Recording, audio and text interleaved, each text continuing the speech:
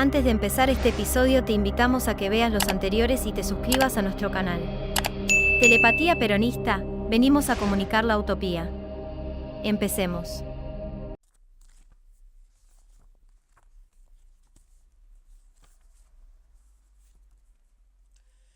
(31) Lo demás es silencio. El telegrama dirigido a don Pedro Libraga, Florida, decía: estado de salud de su hijo bien en Olmos, La Plata. Puede visitarse día viernes 9 a 11 o de 13 a 17 horas. Solo padres, hijos o hermanos munidos de sus correspondientes documentos de identidad. Coronel Víctor Arribau. Llevaba el número 110, había sido despachado de casa de gobierno a las 19:30 y recibido a las 20:37. Era el lunes 2 de julio de 1956. Juan Carlos aún estaba en Moreno, pero es evidente que ya los hilos de su vida pasaban por la Casa Rosada y no por la jefatura de La Plata. El martes 3 lo trasladaron a Olmos y sus padres, que lo daban por muerto, descontaron ansiosamente los días que faltaban hasta el viernes. Por fin lo vieron. Les costó trabajo reconocerlo. Había rebajado 10 kilos. Los vendajes le borraban la cara. Desde su llegada al penal, sin embargo, se le brindaba un trato humano y adecuada atención médica. En realidad ya había mejorado bastante en esos pocos días. Yunta también se recuperaba de su postración nerviosa. Al principio había sufrido mucho el contacto de los presos comunes. Decidió entonces hablar con el director del penal y contarle su extraña odisea. El director, un hombre bondadoso que más tarde fue reemplazado, se quedó pensativo. Muchos han traído historias como esa, repuso al fin, pero no siempre son ciertas. Si lo que usted dice es verdad, veremos lo que se puede hacer.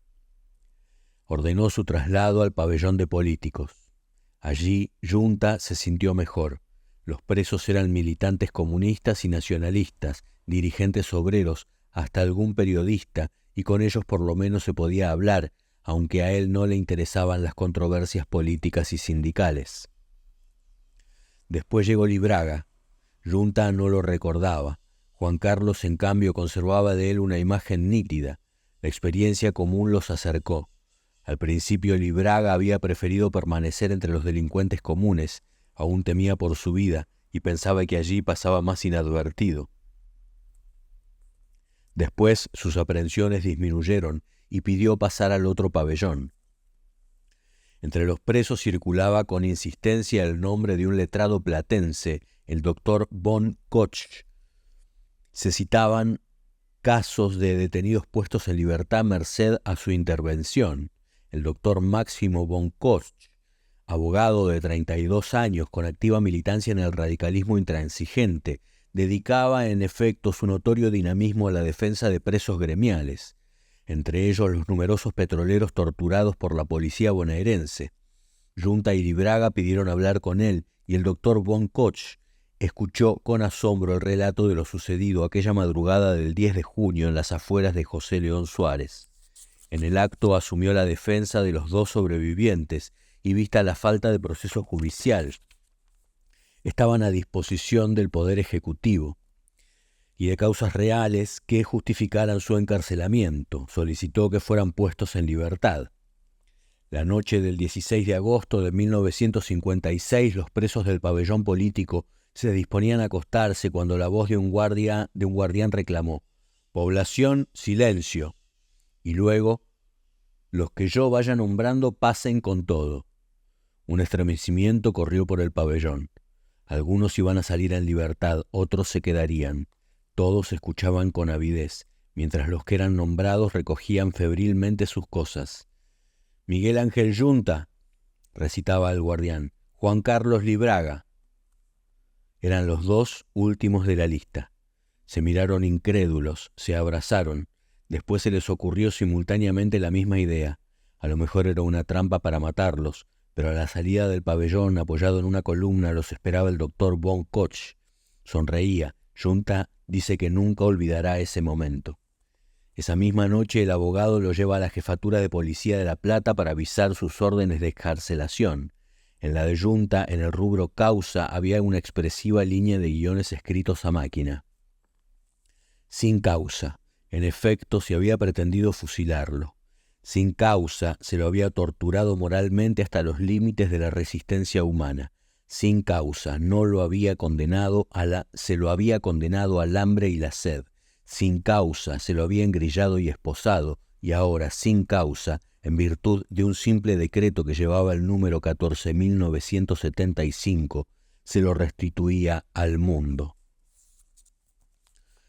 Junta y Libraga debían su libertad y aún su vida, amén de los esfuerzos del doctor von Koch, a una circunstancia fortuita. No eran, como ellos creían, los únicos testigos sobrevivientes de la Operación Masacre. La policía bonaerense había tratado de capturar a los demás fugitivos y recuperar las pruebas, sobre todo los recibos expedidos por la Unidad Regional San Martín.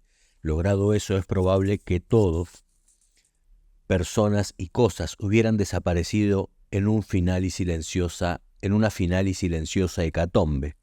Pero la tentativa había fracasado y la Operación Masacre, aún eliminando a Junta y Libraga, iba a ser ampliamente conocida aquí y en el extranjero.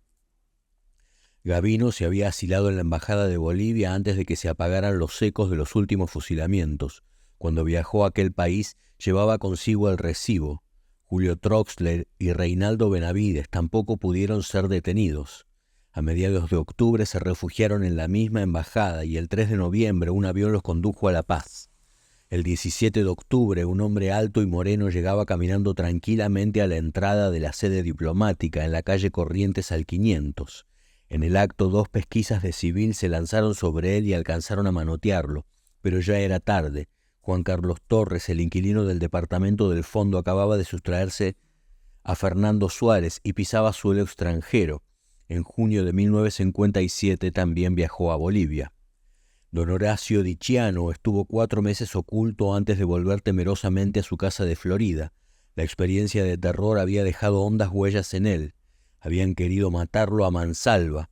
Durante interminables segundos había esperado bajo los faros de la camioneta policial el tiro de gracia que no llegó. Sin haber cometido ningún delito, estaba prófugo. Había perdido su empleo después de 17 años de servicio y ahora estaba dilapidando sus ahorros en el sostén de su familia. Él nunca comprenderá nada de lo ocurrido. Libraga y Junta volvieron a trabajar, el primero como albañil ayudando a su padre, el segundo en su viejo empleo. El sargento Díaz no escapó del todo a la furia desencadenada aquella noche de junio. Estuvo largos meses preso en Olmos. En los cementerios de Boulogne, San Martín, Olivos, Chacarita, modestas cruces recuerdan a los caídos. Nicolás Carranza, Francisco Garibotti, Vicente Rodríguez, Carlos Lizazo, Mario Brión. En Montevideo, poco tiempo después de conocer la noticia, había muerto don Pedro Lizazo, el padre de Carlitos. En sus últimos días le oyeron repetir incesantemente: «Yo tengo la culpa, yo tengo la culpa». A fines de 1956, Vicente Damián Rodríguez hubiera sido padre de su 4º hijo. Su mujer, desesperada y roída por la miseria, se resignó a perderlo. 16 huérfanos dejó la masacre, 6 de Carranza, 6 de Garibotti, 3 de Rodríguez, 1 de Brión.